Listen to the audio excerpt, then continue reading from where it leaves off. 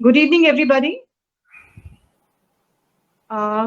Today, I welcome you again on the platform of Indore School, and we have today, it's our proud privilege that we have today with us Mr. Mir Ranjan Negi, sir. Sir, आपके introduction में, it is very difficult to introduce you. Still, I will try.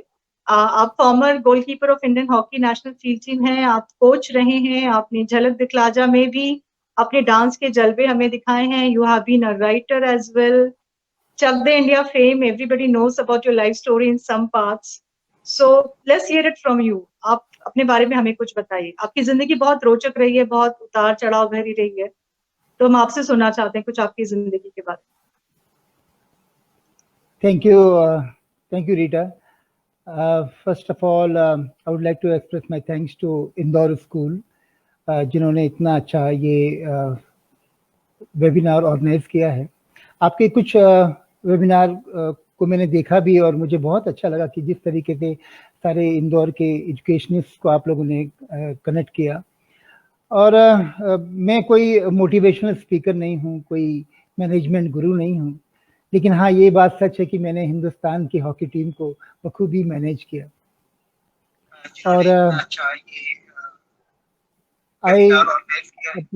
आपके कुछ webinar मैंने देखा भी और मुझे बहुत कुछ ये इको आ रहा है पीछे से. I don't know how.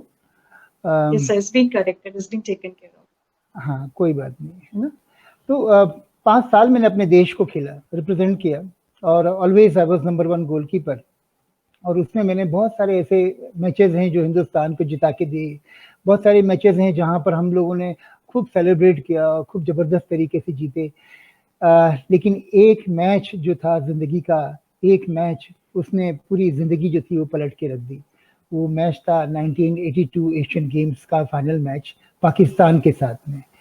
और एशियन गेम्स दूसरी बार दिल्ली में आयोजित हो रहे थे और पूरी दिल्ली जो थी उसको जिस तरीके से सजाया गया था, जिस तरीके से वो एक्साइटमेंट बिल्डअप हुआ, और जहां तक वो जो प्रेशर इतना ज़्यादा उस मैच में हो गया कि हम लोग उस मैच में पाकिस्तान के साथ में 7-1 से हार गए.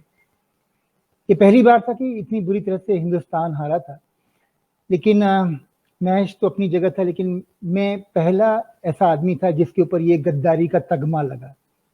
और किसी अखबार वाले ने लिखा कि मीर रंजन नेगी ने एक गोल का 1 लाख रुपए लिया और जानबूझकर गोल छोड़ के भाग गया, जो सच में नहीं था. पहली बार पूरे देश में कलर टेलीविजन का इंपोर्ट हुआ था. पहली बार पूरा हिंदुस्तान उस मैच को देख रहा था. और जब वो मैच खत्म हुआ तो जब हम लोगों ने सिल्वर मेडल जीता था, लेकिन उस सिल्वर मेडल का हमारी जिंदगी में कोई महत्व नहीं था. इस समय सिल्वर मेडल हमें पहनाए जा रहे थे, लोग बहुत जोर जोर से हूट कर रहे थे, जैसे उस कंपटीशन में हमारा नीचे का स्थान रहा हो. वो जो मेडल सेरेमनी थी वो मिसेस इंदिरा गांधी हमें करने वाली थी, लेकिन वो मैच खत्म होने के पहले चली गई थी. और उसके बाद जो कुछ हुआ उसकी परिकल्पना से आज भी मेरे हाथ पांव सुन्न हो जाते हैं, मेरी सांस थम जाती है. और कई बार मैं आधी रात को अपने बिस्तर से उठ के इधर उधर देखता हूँ कि मैं कोई सपना तो नहीं देख रहा हूँ. लेकिन वो सपना नहीं था, वो हकीकत थी और मुझे उस हकीकत का सामना करना पड़ा, मुझे सच्चाई का सामना करना पड़ा. सो चक दे इंडिया में कबीर खान को कुछ 5 साल 6 महीने 14 दिन लगे, मुझे 16 साल लगे. लेकिन उन 16 साल में एक दिन ऐसा नहीं गया कि मैं मैदान में नहीं गया. और उसके बाद मेरा दोस्त जो था, जो कंबाइंड यूनिवर्सिटीज की हॉकी टीम में खेलता था, वो इंडियन हॉकी फेडरेशन का जनरल सेक्रेटरी बन गया. और उसने मुझे 1998 में जब इंडिया की टीम बैंकॉक जा रही थी तो उस हॉकी टीम की कमान सौंप दी. उस टीम के कप्तान धनराज पिल्ले थे. हम पूरी टीम ने बहुत मेहनत की और 32 साल के बाद में हिंदुस्तान ने गोल्ड मेडल जीता. आने के बाद में हम लोगों को निकाल दिया किन्हीं कारणों की वजह से. 1-2 साल ऐसे ही बैठे रहे. उसके बाद में वुमेन हॉकी में आए और वुमेन हॉकी में जितने टूर्नामेंट खेले उस दौरान, जितने भी टूर्नामेंट खेले, सब में हमें गोल्ड मेडल मिला. तो एक छोटी सी कहानी थी और ये कहानी जो थी ये बॉलीवुड ने पिकअप करी और पहली स्पोर्ट्स मूवी बनी जो एक्चुअल स्पोर्ट्स मूवी थी. और उस मूवी को सब लोगों ने पसंद किया। आजकल जो कुछ मेरी जिंदगी में मिला है मुझे, it is only because of sports. The power of the sports is amazing, you know, that was the main reason why it brought me back. Rita ji. Absolutely. बहुत सीखने वाला रहा है आपका जीवन। हमने बहुत सारे पहलू पे आपसे, अब हम आगे बढ़ेंगे तो बात करेंगे आपके आपके संघर्षों के बारे में, आपकी जीत के बारे में, आपके और कोई ऐसे पहलू जिनके बारे में दुनिया नहीं जानती। तो हम हमारे टॉपिक जब हम आप डिस्कस करेंगे तो हम उन सारे पहलुओं के बारे में चर्चा करेंगे। सर, आज का हमारा टॉपिक जो आज हम इंदौर स्कूल प्लेटफॉर्म पे लिया है वो है कि स्पोर्ट्स हमारे जो यंग बच्चे हैं, हमारे स्टूडेंट्स हैं, उनकी लाइफ में तनाव को कैसे कम करते हैं, क्या रोल है। अभी अगर आप देखें तो सीबीएसई और जितने भी बोर्ड्स हैं बाकी, उन सबको स्पोर्ट्स का इंपॉर्टेंस पता चल गया। सीबीएसई ने तो एक 1 पीरियड कंपलसरी किया है कि आपको फिजिकल एक्टिविटी और स्पोर्ट्स कराना है। फिट इंडिया मूवमेंट चालू हो गया है। खेलो इंडिया नेशनल प्रोग्राम है for development of sports with lot of emphasis given on sport nowadays. तो आपको क्या लगता है कि स्पोर्ट्स ने आपकी लाइफ में क्या बदलाव लाए और कैसे ये हमारे बच्चों के तनाव को कम कर सकते? Basically, sports is like a nice dish which is prepared at home by your parents using many different ingredients, herbs हैं उसमें, spices हैं. But here in this case, the spices are passion है, patience, focus, confidence, hard work, and of course the celebrations. If you are not passionate enough, you are not going to achieve anything in this life. And my mool mantra is that success has been is because of hard work and perseverance. So during this lockdown, sportsmen and people without exception, I have told them a lot of stories about these sportsmen and different works of life. And they have this unique great quality called passion in them. तो sports जो है वो सब कुछ सिखाता है आपको, उसका सब चीजों का मिक्सचर है basically. End of course having the right attitude is also most important, which again you learn from sports. So sports में आपको सब कुछ सीखने को मिलता है और वो मेरे साथ में भी हुआ. Sports also is one of the main reason of distressing. Basically अगर जिंदगी में टेंशन होता है, जिंदगी में ऐसा कोई आदमी नहीं है जिसको टेंशन नहीं होता है. Everybody has this tension. और अगर टेंशन होता है तो उसको दूर करने के लिए मेरे हिसाब से 3-4 तरीके हैं. एक होता है माइंडफुलनेस. माइंडफुलनेस में हम लोग प्रेयर वगैरह करते हैं, थोड़ा सा मेडिटेशन करते हैं. और ये आज से नहीं, हजारों साल से हमारे जो बुजुर्ग हैं उन्होंने हमें सिखाया है ना. तो आप प्रेयर करेंगे तो आपका माइंड जो है वो पीसफुल होता है एंड आपका स्ट्रेस जो है वो लेवल कम होता है. दूसरा है आपका hope. Hope is basically what you feeling hopeful कि आपका कुछ ना कुछ अच्छा होगा. आप कुछ अच्छे सपने देखते हैं, यू नो, और उन सपनों को पूरा करने के लिए मेहनत करते हैं. तो ये बहुत जरूरी है कि आप अच्छे अच्छे सपने देखें, अपने बी होपफुल इन लाइफ अगर स्ट्रेस दूर करना है तो. Third is compassion. आपके पास में एक ऐसा स्ट्रॉन्ग इनर सर्कल होना चाहिए जो आपके दुख में, सुख में, चाहे कुछ भी हो, वो आपके साथ में रहे. और चौथा और जो मोस्ट इंपॉर्टेंट, जो मैं जिसको जिस तरीके से देखता हूँ, वो है प्लेफुलनेस. एंड प्लेफुलनेस में स्पोर्ट्स आता है. Basically it is one of the ingredient, that is what I am saying. तो स्पोर्ट्स है और कुछ है ना, लाफिंग क्लब्स वगैरह भी आते हैं. तो स्पोर्ट्स जैसा मैंने आपको अभी बताया, उसमें सारे इंग्रेडिएंट्स हैं लाइफ स्किल्स को डेवलप करने के लिए. और जब आप खेलते हैं तो मुझे ऐसा लगता है कि you are doing some sort of prayer, you know. और आपको जब आप बैडमिंटन खेलते हैं या टेनिस खेलते हैं तो आप बाहर की दुनिया से बिल्कुल डिटैच हो जाते हैं. आपको कुछ याद नहीं रहता कि क्या होने वाला है, क्या हो रहा है, और बस आपको ये लगता है कि मुझे खेलना है. तो स्ट्रेस दूर करने के लिए उससे अच्छी चीज कोई भी नहीं है. तो मैं चाहता हूं कि हर एक बच्चा, एवरी चाइल्ड, चाहे कुछ भी हो, ही मस्ट प्ले. सो बहुत ज़्यादा स्ट्रेस है, बहुत ज़्यादा स्ट्रेस मतलब दूसरा स्ट्रेस है इसके ऊपर कि खेला जाए, बच्चे लोगों को खेलना चाहिए. Every child has the right to play. That is what I feel. Such a beautiful thing to say कि every child has right to play.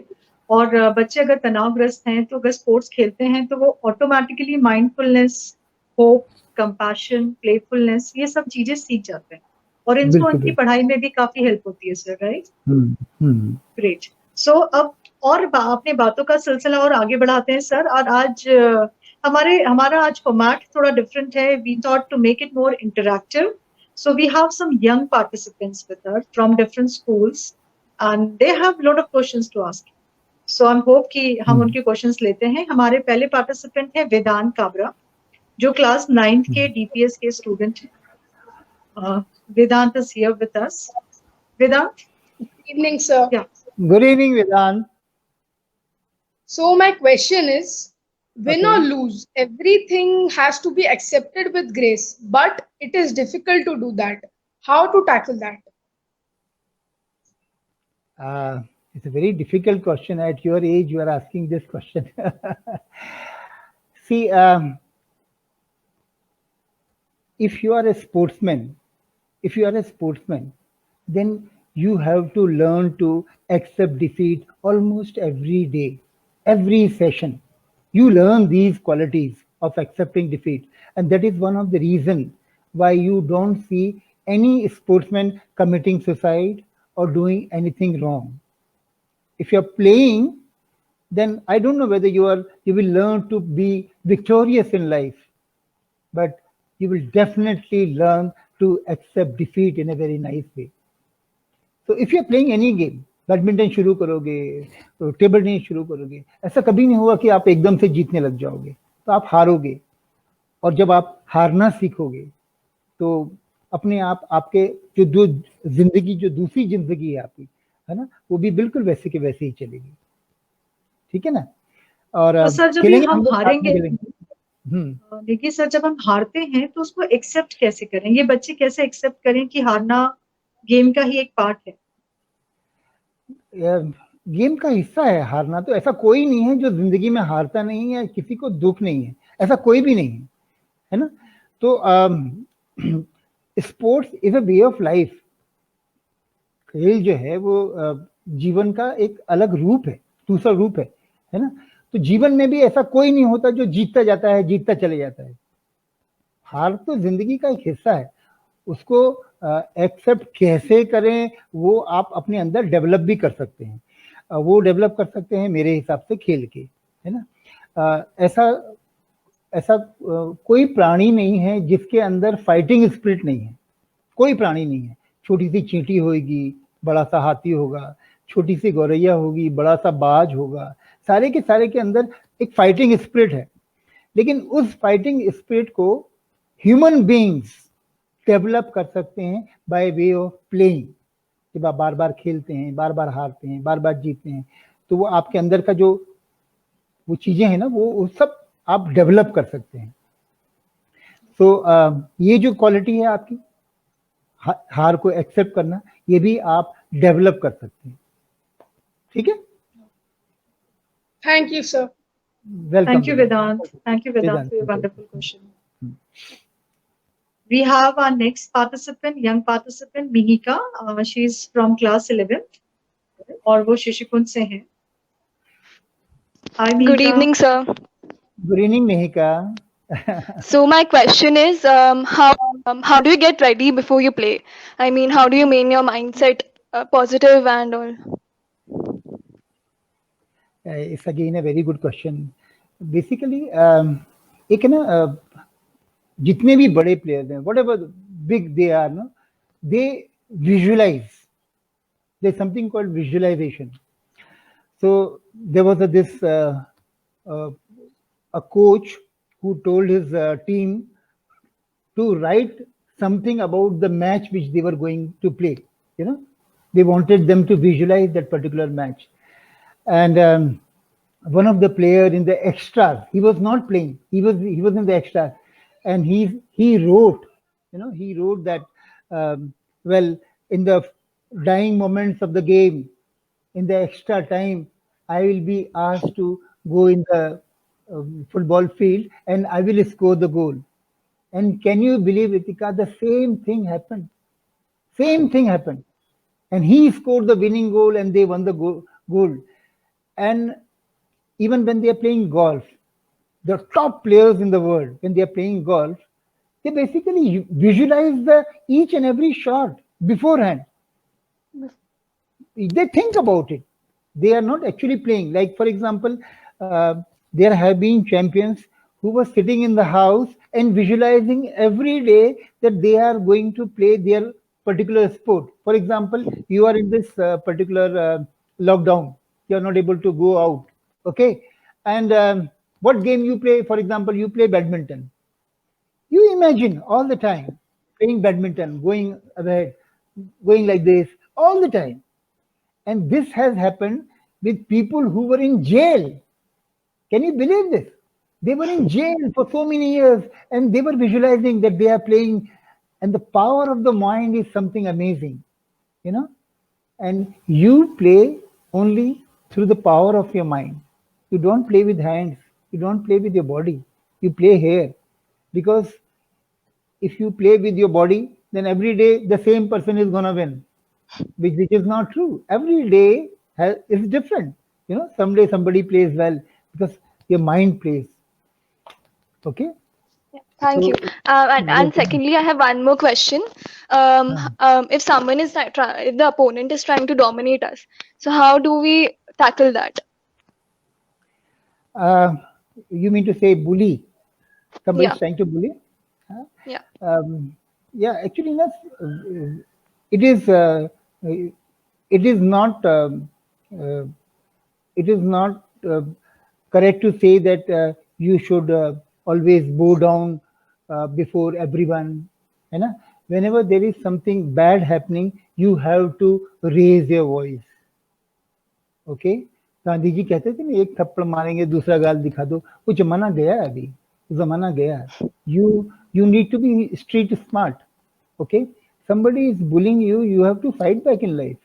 You have to fight back, चाहे कुछ भी हो, है कि नहीं. और ना जिंदगी में never get scared of anyone, first and foremost thing, है ना. Never get scared of anyone, चाहे कुछ भी हो जाए. और कुछ नहीं होता. अपन सोचते हैं ना, half of the things what we think, वो कभी होती नहीं है. ऐसा हो जाएगा, ऐसा हो जाएगा, मैं ये करूंगा तो वो हो जाएगा. कुछ नहीं होता है. Nothing happen. If you are bold, if you have self confidence, self esteem, है ना, अपने पे विश्वास है, अपने पेरेंट्स के साथ में विश्वास है, सारा का सारा, जिंदगी में जो गलत आप नेगेटिव चीजें सोचोगे वो होगी नहीं. तो कोई आपको बुली कर रहा है तो आप, you have to raise your voice, you have to, अपने जो पेरेंट्स हैं, अपने जो रिलेशंस हैं, अपने टीचर्स हैं, उनके पास जाके आपको बताना चाहिए बिना डरे कि ये आदमी जो है ये मेरे साथ में इस किस्म से कर रहा है ना, विच इज नॉट करेक्ट. मेरी टीम में when I was coaching the Indian hockey team, तो हम लोगों ने एक पॉलिसी बनाई थी. We made one policy called no ridicule policy. In my team nobody will ridicule anyone. That means to say, junior senior का मजाक नहीं करेगा, सीनियर जूनियर का मजाक नहीं करेगा, एवरीबॉडी सबको रिस्पेक्ट देंगे. And that proved very well. बहुत अच्छा रहा वो. Okay, thank you. Welcome. Thank you. So we have great questions coming our way, sir. काफी सारे बच्चे आपसे काफी कुछ पूछना चाहते हैं. We have all the members tuned in with us. So please, if you have any questions, we can ask right here to Negi sir. आप अपने comment box में अपने questions डाल सकते हैं. Now we have another young participant with us, Arisa. She is in class 4th. DPS की student है. आइए सुनते हैं उनका क्या सवाल. Arisa, are you there?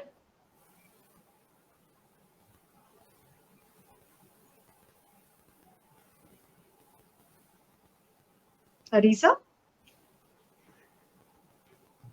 अरे मेरे में नहीं She's चल रहा. अरे मैंने म्यूट करा हुआ है. Hi Arisha, I can hear Arisa, you. can you hear us, beta? I think it's getting connected. It's little slow. The connection is. We just wait for another 1 minute. Yeah, she's here.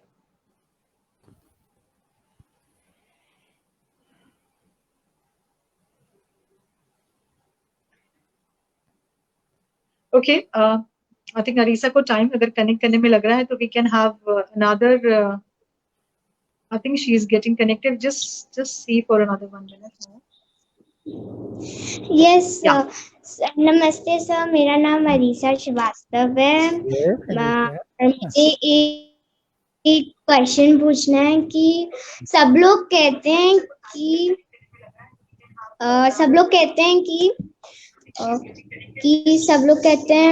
अगर आप एक ही sport खेलोगे तो फिर आप पढ़ाई में पीछे हो जाओगे, और पर मेरा कंसंट्रेशन उससे बढ़ जाता है। तो आपका क्या कहना है सर? अरीशा, आपने ना खुद अपना क्वेश्चन का जवाब दे दिया. You know, you answered your own question because you said that when you play, your concentration increased. So which is correct actually. History में ऐसे बहुत सारे लोग हैं जो पढ़ाई और खेल दोनों को साथ में लेके चले हैं.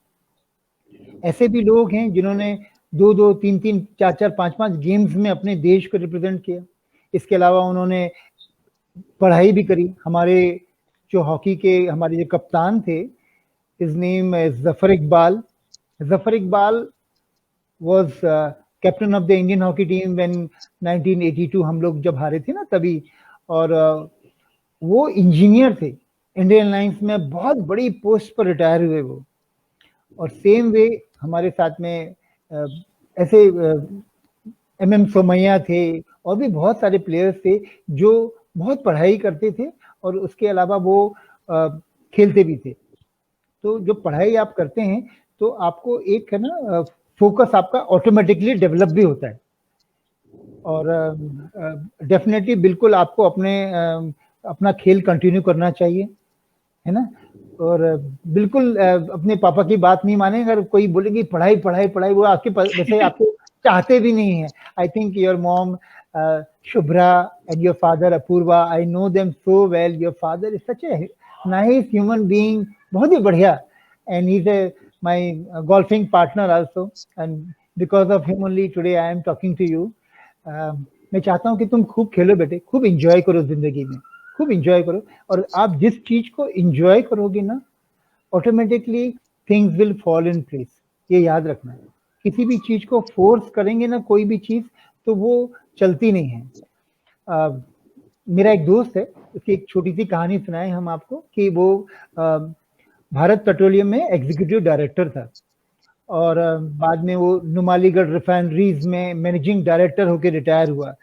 उसका नाम पद्मनाभम, हम प्यार से उसे पैडी पैडी कहते हैं. उसके आपकी जैसी एक डॉटर थी छोटी सी, और वो स्विमिंग में बहुत अच्छा कर रही थी. She was doing very well in swimming, means she was a state champion, junior state champion like that.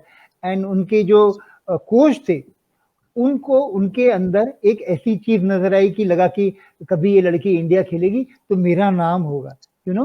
और उसको उन्होंने बहुत ज्यादा फोर्स किया, बहुत ज्यादा फोर्स किया. मतलब वो सवेरे उसको 6 बजे बुलाते थे, 9 बजे तक स्विमिंग कराते थे. वो है ना स्कूल जाती थी, स्कूल से वापस आती थी, again she was going in the swimming pool. And every day that routine happened, and every day, and he was pressurizing and pressurizing. And one fine day, that girl Gayatri, she said no more swimming. आज के बाद में मैं swimming pool में नहीं जाऊंगी. और उसका कोच ने कितना भी बोला, उसने कहा नहीं, अब मैं स्विमिंग नहीं करूंगी. सो आप कोई चीज को जब इंजॉय करेंगे, you know, if you enjoy anything for that matter, है ना, थोड़ा सा खेल को एंजॉय करेंगे, थोड़ा सा पढ़ाई को एंजॉय करेंगे, automatically things will start happening, है ना. Wonderful, wonderful. Thank you Arisa. Bye bete, see you. So we have lovely questions from this young participant. अब श्योर सर की काफी सारे खेल के पहलू हैं, हमने जो इन क्वेश्चंस के माध्यम से समझ लिए हैं. अब हमारे पास इन बच्चों के अलावा कुछ पेरेंट्स भी हैं जो आपसे सवाल पूछना चाहते हैं, क्योंकि उनके भी बहुत सारे सवाल हैं बच्चों के स्ट्रेस को लेके, बच्चों की पढ़ाई को लेके, खेलकूद को लेके. तो आइए सर उनका क्वेश्चन हम ले लेते हैं. तो we have Yeah. First parent with us is Pooja Kabra. She's a CA by profession. So can Oh. we have her question now? Can we have Pooja in the studio, please? नमस्ते sir, good evening good evening Pooja ji, नमस्कार. Sir.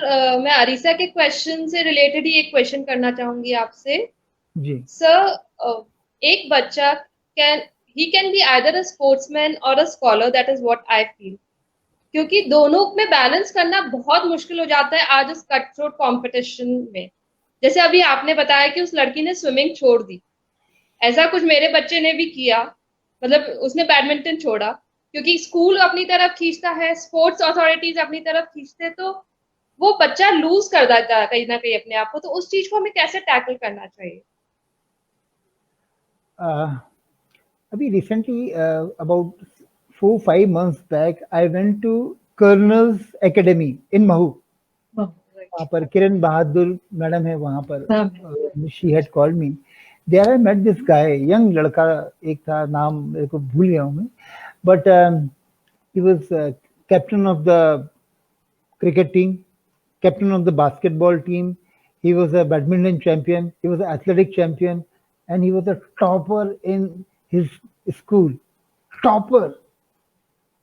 तो मैं आपसे सिर्फ इतना कहूँगा, really exceptions भी हो सकते हैं, जैसा ऐसा नहीं है, लेकिन बिल्कुल है ना, ऐसा नहीं है कि है ना आप सिर्फ पढ़ाई करें तो अच्छा होगा. नहीं, आई थिंक है ना, there has to be a balance. And in the ultimate analysis if you see, those people who only study are not that successful as जो ओवरऑल डेवलपमेंट होता है उसका. और स्पोर्ट्स, पूजा मैम, एक ऐसी चीज है जिसमें बच्चा जो है ना वो कई लोगों के बीच में कांटेक्ट में आता है ना. तो एक तो वो जो दबू नेचर है उसका वो निकलता है.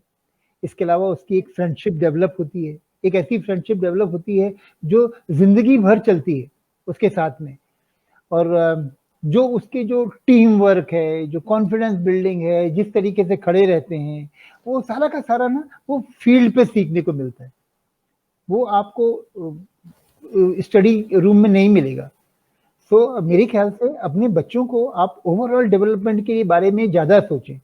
बहुत सारे स्कूल हैं, मेरे ख्याल से सत्य साई स्कूल है, if you see, they are not after too much of studies, because उन्होंने अभी मेरे ख्याल से 20 या 25 करोड़ का कुछ स्पोर्ट्स कॉम्प्लेक्स बनाया है, एक इंडोर कॉम्प्लेक्स, जिसमें वो टेम्परेचर कंट्रोल स्विमिंग पूल है और सब कुछ, all facilities are there, because they realize the importance of sports.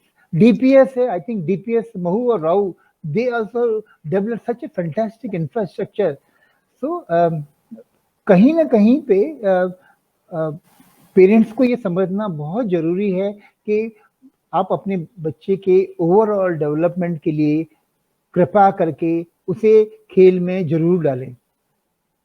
मेरी एकेडमी थी बॉम्बे में, उसमें जो लड़कियां आती थी, आप विश्वास नहीं करेंगे, जो वो पहली बार मेरे यहाँ आती थी तो ऐसे करके बैठ के बात करती थी, पर धीरे धीरे वो चेहरा जब ऐसे करके उठा, and the way they look at you with so much of confidence and the way they face you, वो मतलब गर्व होता है आपको, और वो आपकी जिंदगी में बहुत ज्यादा महत्व आता है. I agree sir. Please really, मैं कोई, I am not a advocate of sports, मैं कोई ऐसा नहीं हूँ, लेकिन मैंने जिंदगी में जो कुछ भी पाया आज, है ना, whatever has happened, it is only and only because of sports. Trust me. Sir, I agree with your point. Sir, आपने बहुत अच्छा बोला. एक्चुअली मैं खुद बास्केटबॉल प्लेयर रही भी हूँ. अरे वाह. और मेरा बच्चा फुटबॉल प्लेयर है, स्पोर्ट्स कैप्टन है स्कूल में. अरे तो वाह. मैं खुद स्पोर्ट्स को बहुत प्रेफर करती हूँ कि स्पोर्ट्स आपका पूरा स्ट्रेस निकाल देता है. पर कभी कभी ऐसा लगता है कि मैनेजमेंट मुश्किल हो रहा है, क्योंकि बाहर अगर हम ट्रेनिंग लेते हैं तो आपका टाइम बहुत जाता है, और बाहर ट्रेनिंग करवाना बहुत जरूरी हो जाता है आज के जमाने में, जो मुझे फील होता है.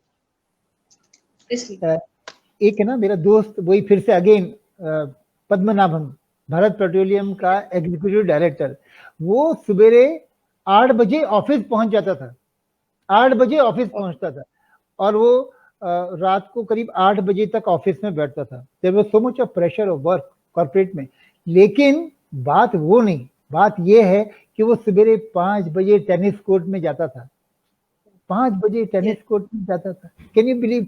5 से 6:30 तक वो खेलेगा, 1.5 घंटा, वहां से आएगा, नहा धो के जाएगा। तो if you have a will, everything is gonna happen. There is no doubt कि आपने मन बनाया कि मुझे करना है, तो बस। Thank you, sir. Welcome welcome. Over to you. Thank you, Nisha. Pooja. Thank you, Pooja. It was a wonderful question, and I think हमें काफी सारे insight मिले हैं. Next parent is Shubhra. Shubhra, can we have on board? Hello sir, hi Shubhra ji. आज आप आए उसके लिए बहुत बहुत थैंक यू। सबसे पहले तो it is really our pleasure and honour to have you here today sir. और मैं आपसे ये पूछना चाहती हूँ सर, आप एक प्लेयर रहे हैं और एक कोच भी रहे हैं, तो सर आपका क्या मानना है इस बारे में कि एक कोच आपकी लाइफ को इजी बनाने के लिए कैसे आपकी हेल्प करता है? How do a coach help in navigating you in your life? Basically मेरे हिसाब से द म्यूजिक ऑफ कोचिंग और teaching is emotions, and the people who are really good at it are able to inspire others and manage their emotions in a way. मतलब क्या होता है basically, जो coach होता है वो आपसे जो आपका जो बेस्ट है वो आपसे निकाल के लेता है, कोई भी कोच, है ना। और कोच यहाँ पर हम लोग एक टीचर को भी बोल सकते हैं, you know, we can say like that, because he is also like a coach जो अपने स्टूडेंट से सबसे अच्छा निकालता है। और 60 इयर्स की जो रिसर्च हुई है साइकोलॉजी के ऊपर, उसमें ये बताया गया है कि है ना, आप किसी को रैशनल तरीके से आर्गुमेंट करके कन्विंस नहीं कर सकते हैं, ओके। तो आपको उसको है ना इमोशनल तरीके से, है ना, बहुत इमोशनल तरीके से उसको हैंडल करना पड़ेगा, specially in today's times when these testing times में घर में बैठे हैं, ये है। तो इस समय ना बहुत ज्यादा संवेदनशील हो गए हैं, everybody has become very sentimental and emotional. और उस समय आप थोड़ा सा भी अगर ज्यादा जोर से बोलें और समझाने की कोशिश करें तो ये चलेगा नहीं। तो मेरे हिसाब से आपको बहुत बहुत कूल हेडेड होके, है ना, अपनी ईगो को साइड में रख के और फिर समझाना पड़ेगा। एक्चुअली अ गुड कोच और a teacher has to have a foundation of both theory and research as well as practical issues. Otherwise, it will be through selective memory that he is gonna work whatever is there. So, एक coach के बारे में मैं बताना चाह रहा था आपको कि एक कोच ने एक दिन डिसाइड किया कि वो गोलकीपर को गोल्फ की बॉल से ट्रेनिंग कराएगा। ऐसा किसी ने कराया नहीं। हाँ, अब वो गोल्फ की बॉल से मारता था और वो पूरा ऐसे करके रोकता था, लेकिन हुआ ये कि वो जो बॉल थी गोल्फ की वो उसके हेलमेट के अंदर से गई और उसकी आंख फूट गई। एंड इंडिया कैम में जब कोई दुनिया में कोई नहीं कर रहा है और आप इस तरीके से ट्रेनिंग करा रहे हैं, है ना, उस लड़के की लाइफ हमेशा के लिए खत्म हो गई। तो आपको ना रिसर्च करना चाहिए, पढ़ना चाहिए, बहुत ज्यादा पढ़ना चाहिए कोच को, कोच और टीचर फॉर दैट मैटर, है ना। और आप अपनी फिलोसफी कुछ अगर इम्प्लीमेंट करना चाहते हैं तो उसके ऊपर बहुत साउंड रहना चाहिए, है ना। एक और कोच साहब ने क्या किया कि ये डिसाइड किया कि मॉर्निंग में मैं ग्राउंड में आऊंगा, उसके बाद में वहीं पे ब्रेकफास्ट होगा और ब्रेकफास्ट के बाद में वहीं लंच होगा और वहीं से फिर बाद में शाम को वहीं ट्रेनिंग होगी। Means hockey hockey hockey and nothing else. ये उन्होंने एक नया सिस्टम निकाला ना। आप अपने मन से इस तरीके से नहीं कर सकते हैं। और उसमें ये हुआ कि है ना, दो स्टूडेंट्स या जो प्लेयर्स थे, दे वर मेंटली फटीग कंप्लीटली, मतलब उनका दिमाग ऐसा हो गया कि उनको कुछ समझ में नहीं आया। And when they went for the Olympics they lost miserably. and in the middle of the Olympics, this coach, he was removed. They played so bad. तो आप कुछ भी अगर करते हैं लाइफ के अंदर, तो आप थोड़ा सा रिसर्च वर्क करिए एंड बी प्रैक्टिकल. कोई भी टीचर हो या जी कोच, है ना, तो अपने मन से जी ऐसी कोई चीजें नहीं करिए जो हार्मफुल हैं, क्योंकि बच्चा है ना, it is somebody's child and you have to be very very careful. आप कुछ भी करें तो बहुत सोच विचार के करें. जी, बहुत अच्छे से समझाया सर आपने. Thank you so much sir. Thank you so much for coming here as well today. Thank you Shubhra. Sir, इतने अच्छे जवाबों के बाद आपने एक कहानी के माध्यम से हमें इतनी सारी चीजें बता दी जो शायद हम नॉर्मली नहीं समझ पाते, पर आपके पास आई थिंक इतना कुछ है हमें देने के लिए कि ये सेशन हमारा डेफिनेटली छोटा पड़ जाएगा. एक लास्ट सवाल सर, जाने से पहले आपको बिल्कुल ये सेशन खत्म करने का बिल्कुल मन नहीं हो रहा, लग रहा है कि आपको सुनते जाएं, आपके अनुभवों की और चीजें हम उतारते जाएं अपने जीवन में, बट एज यू नो कि all things come to an end, तो हमको ये सेशन भी एंड करना पड़ेगा. एक लास्ट सवाल आपसे, कि आपने कभी हॉकी से किसी की पिटाई की है सर? नहीं, कभी किसी की पिटाई नहीं, कभी नहीं करी. हाँ, मैंने एक बार अपने बेटे को मारा था. Okay. लेकिन वो है नहीं इस दुनिया में. You know, I lost my 19 years old son in a motorbike accident. और वो मोटरसाइकिल से जा रहा था, फाइनल ईयर का स्टूडेंट था, वो अपना होटल मैनेजमेंट कर रहा था वो, और उसकी एक मोटरसाइकिल एक डिवाइडर से टकराई और वो नीचे गिरा तो उसके सर में चोट लग गई. जो हेलमेट था ना उसका, वो आगे हैंडल पे रखा हुआ था. हम लोगों ने बहुत सारे सपने सोचे थे उसके लिए, लेकिन सब खत्म हो गए. और उसको खेल में बिल्कुल इंटरेस्ट नहीं था, मालूम नहीं क्या था, कभी इंटरेस्ट नहीं था. और मैंने उसको बहुत ज्यादा फोर्स भी किया, क्योंकि मैं स्पोर्ट्समैन था, मैं चाहता था वो खेले, लेकिन वो नहीं खेलता था. तो उसने पकड़ा ही नहीं कभी भी हॉकी स्टिक. और एक दिन मैंने उससे मारा, लेकिन उस मार का दर्द जो है मुझे आज भी होता है, आज भी है मुझे वो दर्द.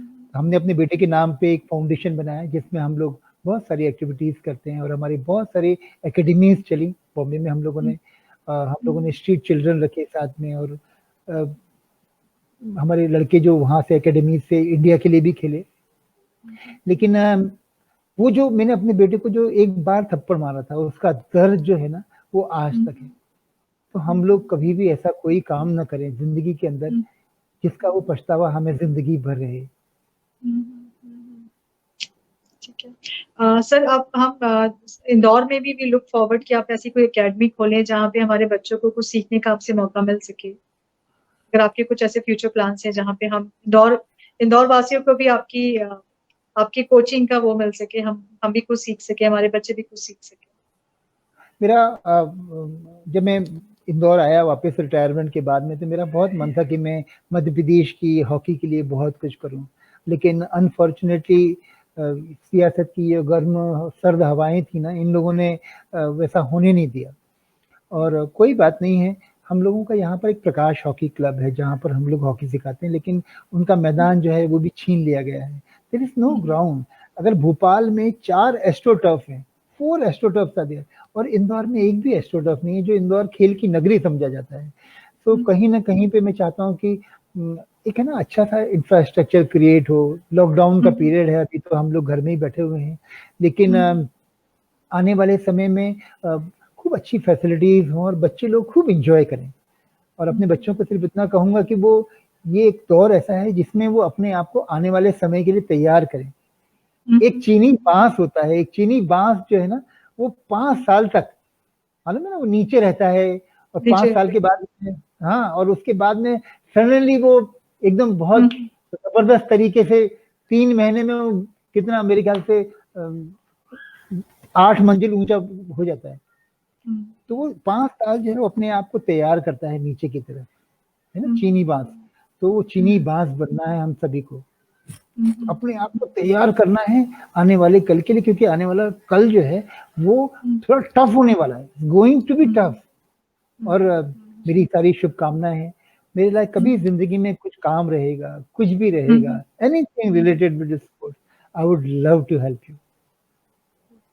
Thank you so much sir, आपने हमें इतनी अच्छी बातें बताई।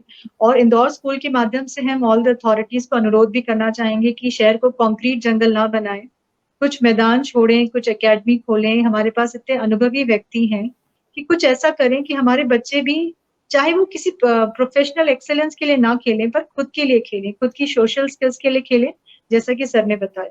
तो इसी शुभकामनाओं के सर हम आपसे विदा लेना चाहते हैं। And thank you so much for your time. We had lovely interaction with you. Thank you so much for coming on Indore School platform and हम हमारे सब बच्चों को इतनी अच्छी बातें बताने। Thank you sir. Thank you Rita ji, thank you so much, है ना। मिलेंगे हम लोग कभी, ईश्वर ने चाहा तो। Definitely all the best, Indore school rocks. Thank you sir.